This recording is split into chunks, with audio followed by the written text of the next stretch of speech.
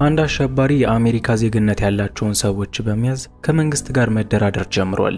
ምንም እንኳን አሸባሪው ባያቅም ክላይድ ፎክስ የተባለ የአሜሪካ ልዩ ኃይልም ሰውየውን በቅርበት እየተከታተለው ይገኛል። እናም አሸባሪው የአሜሪካ መንግስት የሚፈልገውን ነገር ሊያቀርብለት ስላልቻለ ከታጋቾቹ መካከል አንደኛውን ገሎታል። ይህንን የተመለከተው ክላይድም ሰውየውን ልግደለው እያለ በተደጋጋሚ ለበላዩ ቢጠይቅም ሰውየው ግን በዝምታ እንዲመለከት ነግሮታል። ክላይድ ደግሞ አይኑ እያየ ሁለተኛውም አሜሪካዊ እንዲገደል ስላልፈለገ ወዲያውኑ አሸባሪውን ገሎታል። ከዓመታት በኋላ ክላይድን ከጓደኞቹ ጋር እየተዝናና እንመለከታለን። ክላይድ ያኔ የአለቃውን ትዕዛዝ ባለመጠበቁና ሰውየውን በመግደሉ ምክንያት አሁን ላይ ከስራ ተባሯል። ሚስቱም ልክ እንደሱ ልዩ ኃይል የነበረች ሲሆን ከስራ በመባረሩ ምክንያት ተፋተዋል። በዚህ መሃል ክላይድ ሬን የተባለችው ልጁን በጣም ናፍቋታል። የክላይድ የቀድሞ ባለቤት ልጁን እንኳን እንዲያያት አልፈቀደችለትም። ከጓደኞቹ ጋርም ሆኖ አንድም ቀን የልጁን ስም ሳያነሳ ውሎ አያውቅም። ጓደኞቹም ቢሆን ለልጁ ያለውን ናፍቆትና ፍቅር ስለተመለከቱ ባለቤቱን በማናገር ልጁን አንዴ እንኳን እንዲያያት ምክር ሰጥተውታል። በሌላ በኩል ስካይ አትላስ የተባለችው የቀድሞ የክላይድ ሚስት አዲስ ትዳር መስርታለች። ክላይድም ጓደኞቹ እንደመከሩት አንድ ጊዜ እንኳን ልጄን አሳየኝ ብሎ ሊጠይቃት ወደ እነሱ ጋር መጥቶ ነበር። ይሁን እንጂ ስካይ አዲስ ትዳር መመስረቷን በሚመለከት ሰዓት ወዲያውኑ ሐሳቡን ቀይሮ ተመልሷል። ትዕይንቱ ሲቀየር ክላይድ ሜሰን ወደ ተባለ ጓደኛው ጋር ሄዷል። ለሜሰንም አንድ ሰው ልጅህን ቀምቶ ከዚህ በኋላ አታያትም ቢልህ ምን ታደርጋለህ ብሎ ጠይቆታል። ሕይወቴን አደጋ ላይ የሚጥል ነገር እንኳን ቢሆን በማድረግ ልጄን መልሼ በእጅ ያስገባታለሁ እንጂ በሕይወት እያለው ልጅህን አታያትም እንድባል መቼም አላደርግም በማለት የራሱን ሐሳብ ነግሮታል። አሁን ላይ ክላይድ ከልጁ ጋር የሚገናኝበትን ሰበብ እያሰበ ይገኛል። በዛኑ ሰዓትም ቴሌቪዥን ላይ አሜሪካ ውስጥ ሕፃናት በብዛት እየታፈኑ እንደሆነ ዜና ይመለከታል። ባለፈው ወር ብቻ ከ5 በላይ ሕፃናቶች እንደተወሰዱና እስከዛሬም ለቤተሰቦቻቸው እንዳልተመለሱም እንዲሁ በዜናው ላይ ታክሏል። ክላይድም መንግስት ያወጣውን ዜና በሚመለከት ሰዓት ስለ ልጁ ሬን ይበልጥ ተጨንቋል። ይህ በእንዲህ እንዳለ አዲሱ የስካይ ባል ማለትም ሉቃስ አዲስ ስራ አግኝቶ ወደ ሌላ ሀገር ሊዘዋወር ነው። ስካይ መጀመሪያ ላይ በሐሳቡ አልተስማማችም ነበር። ይሁን እንጂ ሉቃስ እዛ ከሄደ የሚያገኘው ብር ብዙ ስለሆነ ሙሉ ቤተሰቡ አንድ ላይ እንዲሄድም ሁለቱም ተስማምተዋል። ከዚያን ቀን በኋላ ሉቃስ ይሄንን ከተማ ለመልቀቅ መጨራረስ ያሉበት ነገሮች አሉ እና እነዚህን ነገሮች ጨራርሼ እመጣለሁ በማለት ለስካይ ነግሯት ከቤት ወጥቷል። ስካይም እሱ እስኪመለስ ድረስ አንድ ጓደኛዋን ተሰናብታ እንደምትመጣ ነግረዋለች። ትዕይንቱ ሲቀየር ስካይ እሰናበተዋለሁ ያለችው ጓደኛዋ ሴዛር ጋር ሄዳለች። እነዚህ ሁለት ሰዎች ወታደር ቤት እያሉ ጥሩ ጓደኛሞች ነበሩ። በአሁኑ ሰዓት ግን ስካይ ከተማውን ልትለቅ ስለሆነ ይሄንን የቅርብ ጓደኛዋን ሳትሰናበት መሄድ አልፈለገችም። ምንም እንኳን ከተማችን ሊራራቅ ቢሆንም ያሳለፍናቸው ጊዜያቶችና ጓደኝነታችን መቼም አይረጅም በማለት መቼም እንደማይረሳሱ ቃል ተገባብተዋል። ከመለየታቸው በፊትም ሁለቱም በጣም የሚወዱትን የተኩስ ልምምድ ሲያደርጉ ነበር።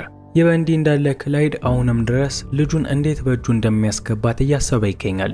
እርግጠኛ ነኝ እነዛ ሁለት ግድ የለሾች ልጄ እንድትታፈን ያደርጓታል። ስለ ስሜታቸው እንጂ ስለ ልጄ የሚጨነቁ አይመስለኝም በማለት ልጁን በእጁ ማስገባት እንዳለበት ቆርጦ ተነስቷል። ይህ በእንዲህ እንዳለ ሬን ሶፊያ ከተባለች ልጅ ጋር በቤት ውስጥ ትገኛለች።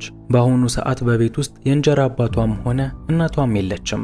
እናም ሁለቱ ልጆች ቤት ውስጥ ቁጭ ብለው በነበረ ሰዓት በሩ በኃይለኛው መንኳኳት ይጀምራል። ሬንም ሄዳ ቼክ በምታደርግ ሰዓት ወላጅ አባቷ መሆኑን ተመልክታለች። ለሶፊያም ወላጅ አባቷ እንደሆነ በተደጋጋሚ እየነገረቻት በሩ እንድትከፍት ስትነግራት ነበር። ይሁን እንጂ ስካይ ከመሄዷ በፊት በሩን ለማንም እንዳይከፍቱ አስጠንቀቃ ስለነበር ሶፊያ እንደማይሆን ተናግራለች። ክላይድም ሶፊያ የተባለችው ልጅ በሩ እንደማከፍት በገባው ሰዓት ሌላ መንገድ መፈለግ ጀምሯል። ከደቂቃዎች በኋላ ሬን ያለቀሰችበት ፊቷን እየታጠበች ነበር። በጊዜው ሶፊያ ደግሞ ኪችን ውስጥ የነበረች ሲሆን የዛኑ ሰዓት ክላይድ ቤት ውስጥ ገብቶ ልጅቷን ገሏታል። ለሬንም እስከዛሬ ያለሱ እንድትቆይ ስላደረጋት ይቅርታ በመጠየቅ ከዚህ በኋላ ከሷ እንደማይርቅ ቃል ገብቶላታል። የገደላትን የሶፊያን አስክሬን ደግሞ በመኪና ውስጥ በመጨመር ወዲያውኑ ልጁን ይዟት ከቦታው ላይ ለቆ ሄዷል። ትዕይንቱ ሲቀየር ክላይድ ልጁን በመያዝ በአንድ መናፈሻ ውስጥ እየተዝናና ይገኛል። ሬንም የዚህን ሰዓት የሁሉ ጊዜ ለምን መጥቶ እንዳልጠየቃት አባቷን መጠየቅ ጀምራለች።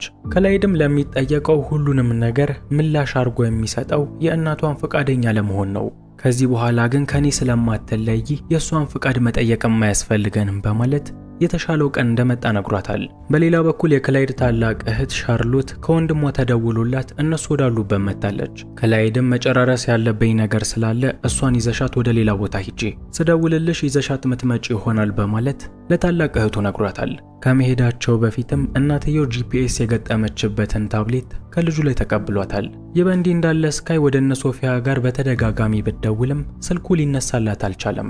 ምናልባትም በቤት ውስጥ ችግር ተፈጥሮ ሊሆን ይችላል በማለት ወዲያውኑ ወደ ቤት ሄዳለች። በቤትም እንደደረሰች በኪችን ውስጥ የሞላውን የሶፊያን ደም ነው የተመለከተችው።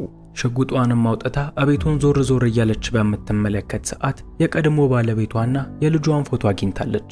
ይህንን ስትመለከትም እዚህ ቤት ክላይድ መጥቶ ነበር የሚለውን እንድታረጋግጥ አድርጓታል። ትዕይንቱ ሲቀየር ክላይድ ሁለት ባለትዳሮች ቤት ተደብቆ ገብቷል። የባለትዳሮቹ ቤት ውስጥም እናትየው ጂፒኤስ የገጠመችበትን የሬንን ታብሌት ደብቆ አስቀምጦታል። ስካይና ሉቃስ ደግሞ ጂፒኤሱን በመከታተል ወደ እነዚሁ ሰዎች ቤት መጥተዋል። ሰሞኑን ፍቅር ቀንሳቸዋል፣ ላይክ እና ሰብስክራይብ እየተደረገ አይደለም። እኔ ደግሞ ምርጥ ፊልሞችን ከማምጣት ወደ ኋላ አላልኩም። ብቻ ላይክ እና ሰብስክራይብ በማድረግ እኔ ማገዙ እንዳረሱ። ስካይና ሉቃስ ደግሞ ጂፒኤሱን በመከታተል ወደ እነዚሁ ሰዎች ቤት መጥተዋል። ባልየው ራያን፣ ሚስትየው ደግሞ ኤቭሊን ትባላለች። ስካይም ሉቃስን በመኪና ውስጥ እንዲጠብቃት ከነገረችው በኋላ ለብቻዋ ወደ ሰዎቹ ቤት ገብታለች። በቤት ውስጥ ገብታም ለነ ኤቭሊን ስለ ልጇ በተደጋጋሚ ብትጠይቃቸውም ሰዎቹ ስለምን እንደምታወራ ሊገባቸው አልቻለም። ይሁን እንጂ ስካይ ሰዎቹን ልታምናቸው ስላልቻለች ሙሉ ቤቱን ስትፈትሸው ነበር። በፍተሻው ጊዜም ጂፒኤሱ የሚገኝበትን ታብሌት ታገኝታለች። ታብሌቱንም እንዳገኘች ሰዎቹን በካቴና እጃቸውን አስራ ሁለቱንም ልትገላቸው በመሬት ላይ ያስቀምጣለች። ይህ በእንዲህ እንዳለ የልጅቷ መጥፋት ምንም ያላሳዘነው ሉቃስ በመኪና ውስጥ እየጨፈረ ነበር። ክላይድም በድንገት ወደ መኪና ውስጥ የገባበት ሲሆን በሽጉጥ እያስፈራራውም መኪናውን እንዲነዳው ነግሮታል። ወደ ስካይ ጋር ስንመለስ ሰዎቹ ህይወታቸውን ለማዳን ሲሉ የካሜራ ቅጂዎቹ እንድትመለከት ነግረዋታል። ስካይም የካሜራውን ቅጂ በምትፈትሽ ሰዓት ባለቤቷ ክላይድ እዚህ ቤት ተደብቆ ሲገባ ያለውን ነገር ተመልክታለች።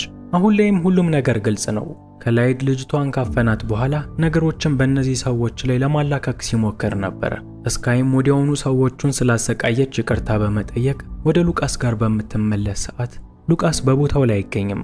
ስካይም በዚህ ሰዓት የሴዛር እርዳታ ስለሚያስፈልጋት ወዲያውኑ ደውላለታለች። በሌላ በኩል ሻርሎት ደግሞ ክላይድ እስኪደውልላት ድረስ በአንድ ካፌ ውስጥ ነበረች። ለሬይንም ሽንት ቤት ተጠቅሜ እመጣለሁ እዚሁ ጠብቂኝ በማለት ወደ መታጠቢያ ክፍል ሄዳ ነበር።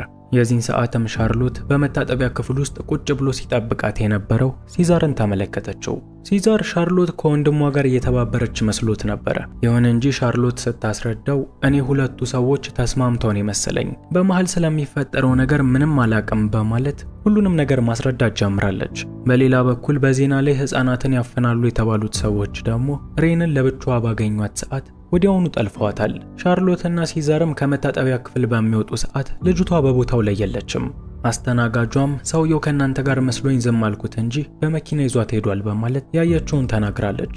ይህ እንዲህ እንዳለ ክላይድ ሉቃስን ራቅ ወዳለ ቦታ ይዞት ሄዷል። በጊዜውም ክላይድ ልጅ የእውነት ብትጠፋም እንደዚህ ነበር የሚሰማ? ለምንድን ነው የዚህን ያህል ክፉ የሆንከው በማለት ሉቃስን እየጠየቀው ነበር። ሉቃስም አንድ ምላሽ ከመስጠቱ በፊት ልጅቷ መታፈኗን ከሻርሎት መልእክት ይደርሰዋል። በዚህ የተናደደው ክላይድም ሉቃስን በተደጋጋሚ በጥይት መቶት በቦታው ላይ ገሎታል። በሌላ በኩል ስካይና ሲዛር ደግሞ ልጅቷን ከአፋኞቹ ለመታደግ የራሳቸውን ጥረት እያደረጉ ይገኛል። በተለምዶ እነዚህ ሰዎች ይኖሩበታል ለሚባለውን ቦታ ስለሚያውቁት ቦታውን ሲዛር በድሮን ሲቃኝላት፣ ስካይ ደግሞ ህንፃ ውስጥ ገብታለች። እንደሚባለው ከሆነም ይሄንን ህንፃ የሚጠቀሙት ልጆችን የሚያግቱ ሰዎች ስለሆኑ ውስጥ ያገኘችውን እያንዳንዱ ሰዎች ስትገል ነበር።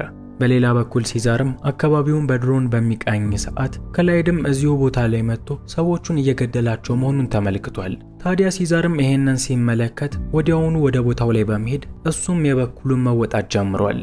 በሌላ በኩል ልጅቷን ያፈኗት ሰዎች ደግሞ 1.2 ሚሊዮን ዶላር በጨረታ ሊሸጧት እየተስማሙ ይገኛል። ይሁን እንጂ ጨረታውን ያሸነፈው ሰው ልጅቷን ከመውሰዱ በፊት ክላይድ ልጁን አግኝቷታል። ሲዛርም ቢሆን እስካሁን ክላይድን እየተከተለው የነበረ ሲሆን ልጅቷን ለእናትየው እንዲመልስ ለክላይድ እየነገረው ነው። ክላይድም በእኔ ልጅ ላይ የምታዘው አንተ ማነህ በማለት ከሲዛር ጋር መደባደብ ጀምሮ ነበር። ይሁን እንጂ ይህ አጋጣሚ ጨረታውን ሲፈጽሙ ለነበሩት ሰዎች የተመቻቸው ሲሆን ልጅቷንም መልሰው በእጃቸው አስገብተዋታል። በሌላ በኩል ስካይም ልጇን ለማስጣል ወደ ሰውየው ስትሮጥ ነበር። ይሁን እንጂ ደርሳ ልጇን ከመውሰዷ በፊት ሰውየው የዛኑ ሰዓት በጥይት ገሏታል። በተመሳሳይ ሰዓት ሲዛርና ክላውድም ሰውየውን በመግደል ልጅቷን ነፃ አውጥተዋታል። ይሁን እንጂ ክላይድ አሁንም ልጅቷን ይዞ ከዚህ ከመውጣቱ በፊት በርካታ ሰዎች በመንገዱ ላይ እየጠበቁት ነበር። በቦታው ላይ የነበሩት ሰዎች በቁጥር ብዙ ቢሆንም ሲዛርን ናና አግዘኝ ላለ ማለት ለብቻው ሲዋጋ ነበር።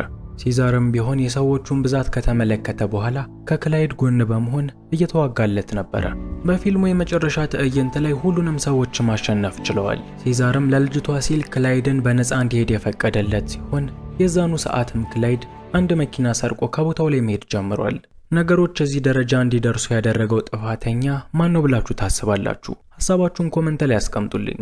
ፊልሙ እዚህ ጋር ያበቃል። ፊልሙ ከተመቻችሁ ላይክ አድርጉት። ለቻናላችን አዲስ የሆናችሁ ሰዎች ደግሞ በሌላ ጊዜ እንደዚህ ያሉ ምርጥ ፊልሞችን ለማግኘት ቻናሉን ሰብስክራይብ በማድረግና የደወሉን በተን በመጫን ቤተሰብ መሆን ትችላላችሁ።